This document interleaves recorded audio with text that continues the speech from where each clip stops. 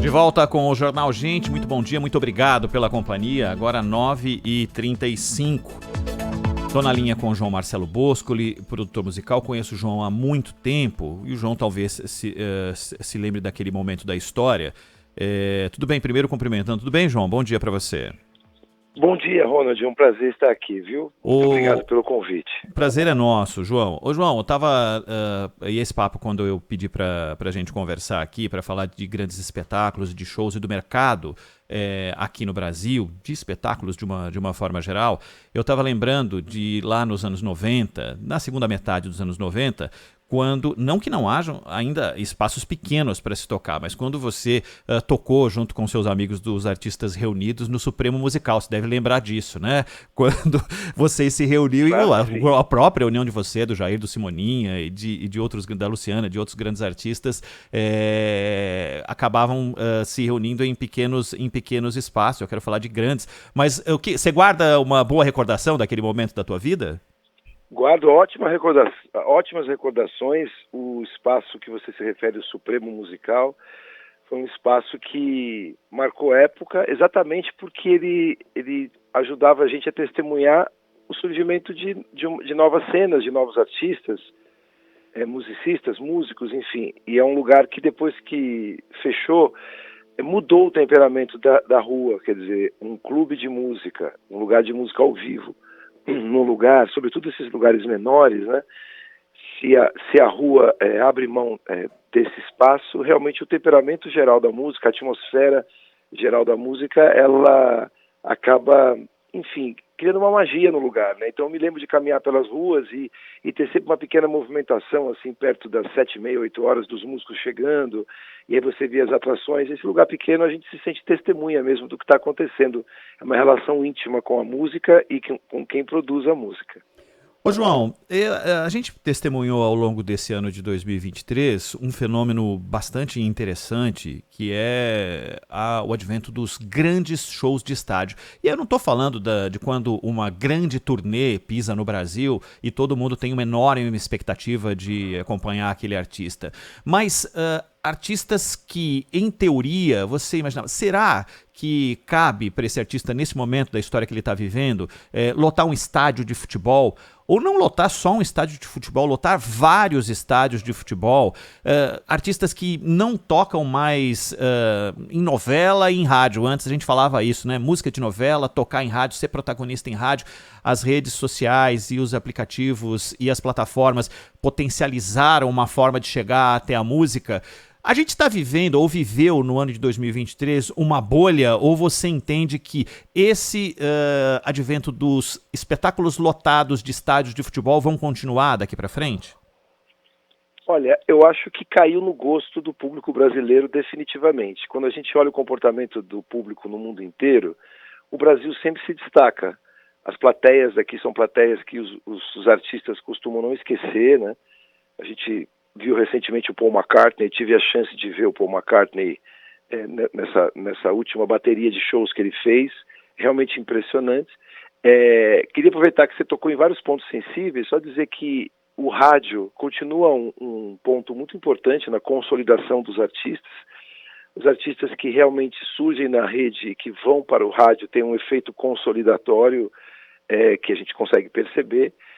São muitas pessoas ouvindo rádio, essa chamada economia da atenção, o que você está fazendo agora, a quantidade de pessoas que estão te ouvindo. Se a gente estivesse numa live, por exemplo, esse número não seria o mesmo, a possibilidade, né?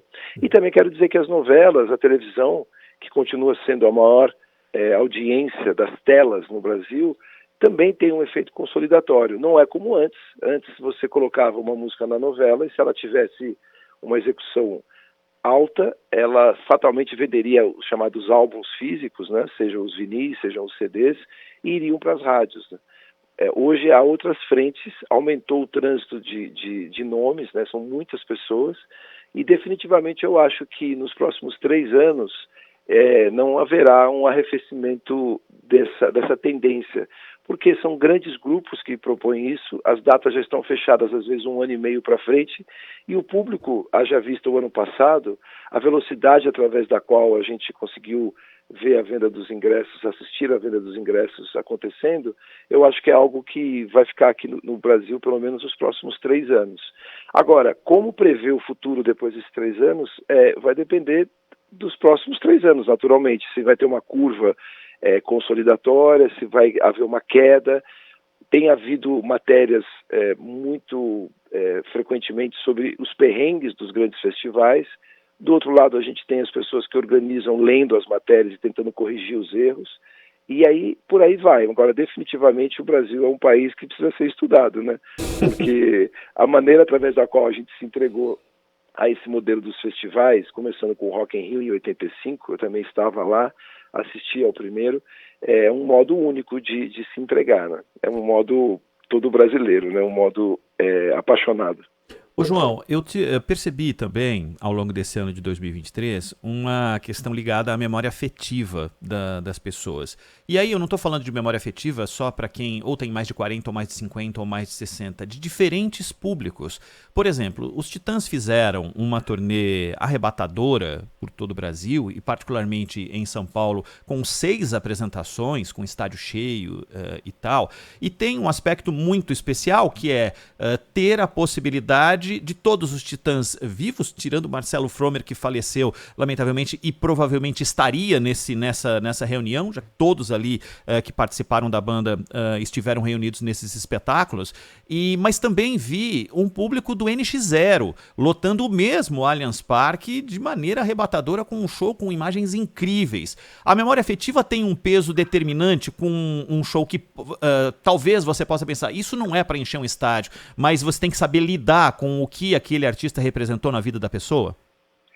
Olha, a memória afetiva é das coisas mais importantes que a música nos traz. A música é uma ilusão perceptiva que acontece dentro da nossa cabeça. O que a gente escuta não é o que sai de uma caixa de som. O que sai da caixa de som é um som, e quando entra no nosso ouvido acontece uma verdadeira sinfonia neural. Várias partes do nosso cérebro são afetadas. Você tem desde da parte mais antiga do cérebro, né, o chamado cérebro reptiliano, o cerebelo e tal, até as áreas mais desenvolvidas no neocórtex, os centros de gratificação, a produção de endorfinas e tal. Então, tudo isso é muito importante. Quando a gente escuta uma música quando é pequeno, ou sente um gosto, sente um aroma, e escuta ele anos depois, sem ter tido nenhum contato, a capacidade de evocar memórias que esses processos têm são, assim, já registradas pela ciência através da ressonância magnética por imagem, por exemplo. Então, acho que tem isso, tem uma saudade do que você viveu. Agora, quando a gente fala de novas gerações, o que eu acho que responde essa pergunta, pelo menos parcialmente, é a qualidade do repertório dessas pessoas. São repertórios que atravessaram décadas, são repertórios que venceram a ação do tempo. E talvez hoje o que a gente deve se perguntar é: quem hoje está aparecendo que lotará um estádio daqui a 40 anos, né? Eu não sei como vai se desenvolver a sociedade, não sei se lembrar das coisas, dada a velocidade dos fatos hoje, se isso vai ser um hábito, mas o que tem se mostrado é que as músicas, as canções permanecem e atingem novas plateias. Às vezes através de alguém da sua família que gosta, através do convívio, às vezes através da descoberta de uma canção numa série, como aconteceu com Stranger Things, que trouxe muitas músicas dos anos 80, uma estética oitentista, seja através de músicas como a do The Weeknd, que eu também assisti ao show no Allianz Parque, e ele tem uma emulação, tem uma sonoridade muito ligada aos anos 80. Automaticamente começaram a tocar músicas dessa safra, o A-ha, Orchestral Maneuvers in the Dark, enfim.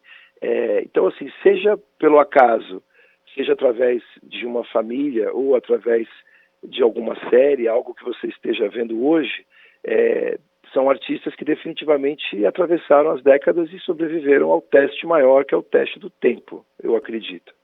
Ô João, como é que você avalia também, nesse momento que a gente está vivendo, a permanência de investimento que existe de alguns segmentos e aqui eu queria falar particularmente do que o Sesc faz com espetáculos de uma fatia de artista que não estará num estádio, não estará em casas para 2, 3 mil pessoas, mas tem um público importante. Ontem, por exemplo, eu estava no show da Rita Benedito, que era Rita Ribeiro e é Rita Benedito, que tem um repertório lá do fim dos anos 90, entrando pelos anos 2000, e que esgotou ingressos durante 3 dias lá no Sesc Pompeia, por exemplo. Ingressos subsidiados, com preços acessíveis e tudo mais. Para uma fatia importante de público, de artistas, como a Rita Ribeiro, como o Chico César ou como outros artistas, esse tipo de subsídio tem que nível de importância para que eles possam oferecer a exatamente esse público que você citou, o da memória afetiva, para eles não ficarem órfãos desses artistas? Olha, eu acho que tem muito a ver, primeiro, com o tipo de música que o artista faz. Nem sempre a música do artista, a proposta, dialoga com o que a gente convencionou chamar de mainstream, né? E também tem a ver com a experiência do público.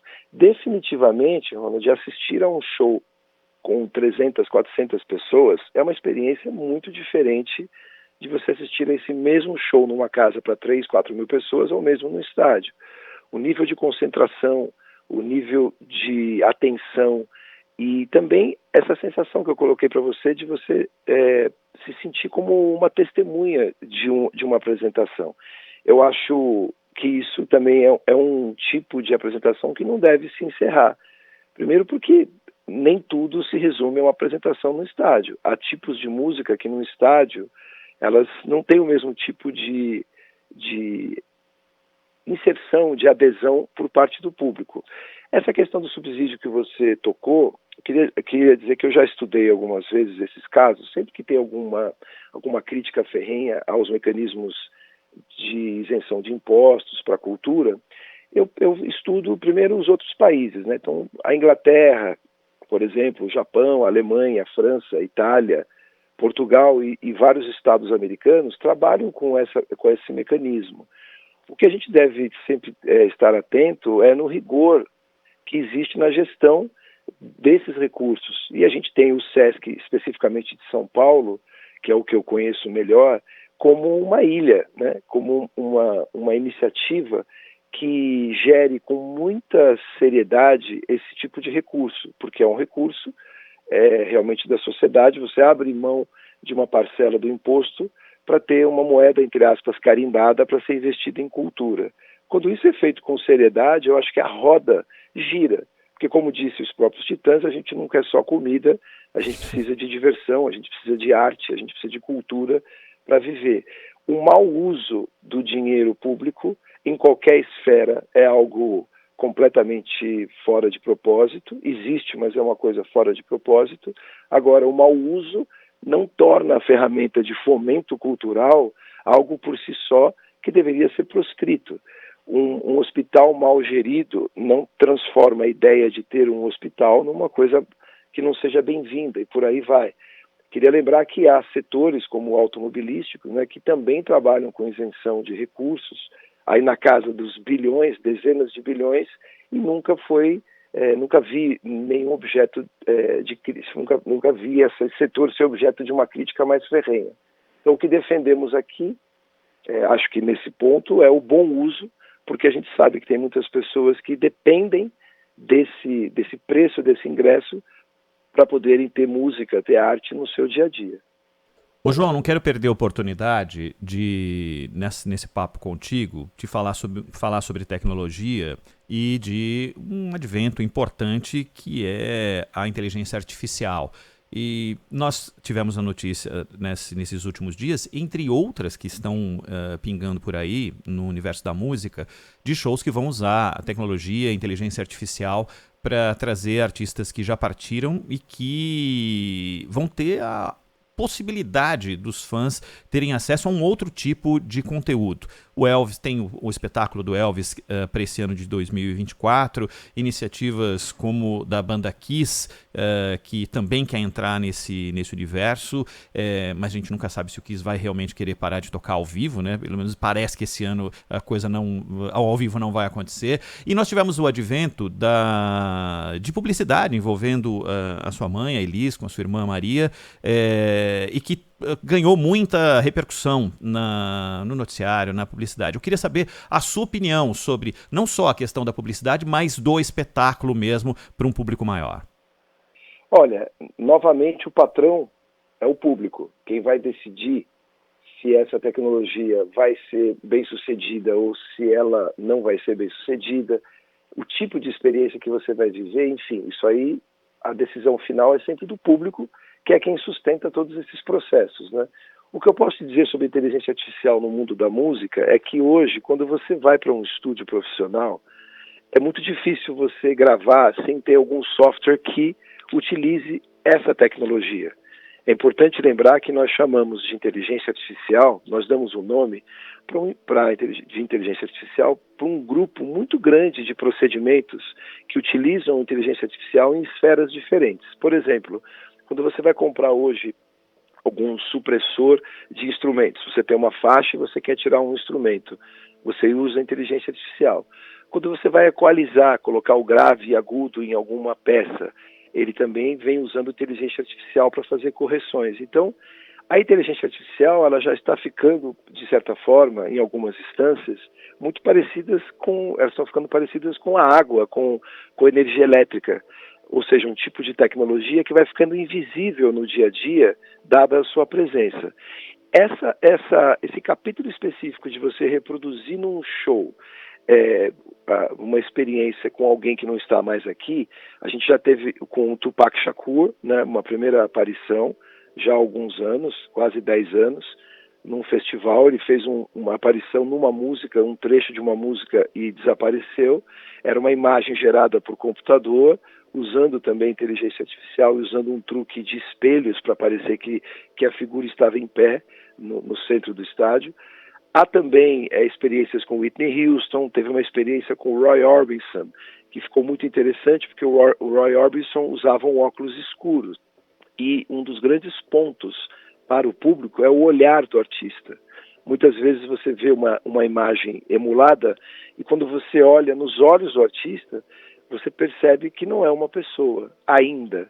Agora, acho que você já deve ter visto que há influenciadores digitais que são gerados por inteligência artificial, e aí eu vou cravar uma coisa aqui que eu falei no final da década passada, e soou um pouco fictício, parecia um delírio meu, mas agora, já quase na metade da década, a gente percebe que não é. No final dessa década e nos anos 30, a grande disputa não será entre artistas humanos, será entre artistas humanos e artistas gerados por inteligência artificial. Tem alguns deles que já têm milhões de seguidores através das redes sociais. Ou seja, nós veremos um capítulo muito interessante, curioso e perigoso da história humana, que é ser substituído num campo onde não haveria necessidade para isso acontecer, para você assistir um show inteiro, etc. Através da inteligência artificial isso vai acontecer. O último caso, o caso da publicidade, que é o caso da Elis, que também é uma aparição rápida durante alguns segundos. No caso da Elis foi extremamente positiva, porque apresentou o repertório da Elis para uma plateia que não a conhecia e a gente monitorou a audiência e a audiência da Elis chegou a quadruplicar e quando estabilizou em 2,7 vezes maior do que tinha anteriormente. Então acho que é caso a caso, mas devemos ficar muito atentos, né? Porque nem sempre isso é uma iniciativa que pode ter um resultado positivo, nem sempre. Mas o patrão, como eu acredito, sempre é o público. O patrão vai ter, nesse ano de 2024, algo relacionado ao repertório da Elis para ele poder avaliar? Olha, usando inteligência artificial, como eu te disse, ao remixar uma faixa da Elis, a gente hoje já está usando inteligência artificial. Ao pegar uma faixa da Elis, isolar uma voz e acrescentar outros instrumentos, a gente está usando inteligência artificial. Mas não, nesse ano de 2024 a gente não tem nenhuma previsão para o uso da Elis, porque até porque no caso dela, ela deixou uma quantidade de repertório gravado e uma quantidade de imagens gravadas que são assim mais do que suficiente para ela sobreviver por mais 20 anos, sempre com alguma novidade. Ela gravou muito, ela deixou muitos especiais de TV. E na restauração desse material, a inteligência artificial está sempre presente. Se a gente tem uma entrevista da Elis e tem um barulho de fundo, a gente pode suprimir esse barulho. Se a gente tem uma faixa da Elis gravada através de uma fita cassete, algum fã foi até o teatro e gravou. Isso antigamente seria apenas um registro, mas como mostraram os Beatles no final do ano passado, a gente pode recuperar alguma fita, isolar a voz, melhorar essa voz e acrescentar instrumentos respeitando a performance original. Então, diretamente, como você imagina, chegará uma faixa inédita com a Elis cantando ao vivo, num palco, isso não irá acontecer esse ano. Agora, a restauração do material da Elis sempre, hoje em dia, passa pela inteligência artificial, porque ela é muito precisa, cada vez mais, faz coisas que o ser humano não conseguiria fazer em tempo real. João Marcelo Boscoli, que nos atendeu gentilmente na manhã desse sábado aqui na Rádio Bandeirantes. João, sempre um prazer conversar contigo. Um grande abraço, viu? Muito obrigado, Ronald. Bom dia a todos. É um prazer estar aqui. Continuarei sintonizado ouvindo as notícias reais, não artificiais. Abraço, João. Um abraço. 4 minutos para as 10.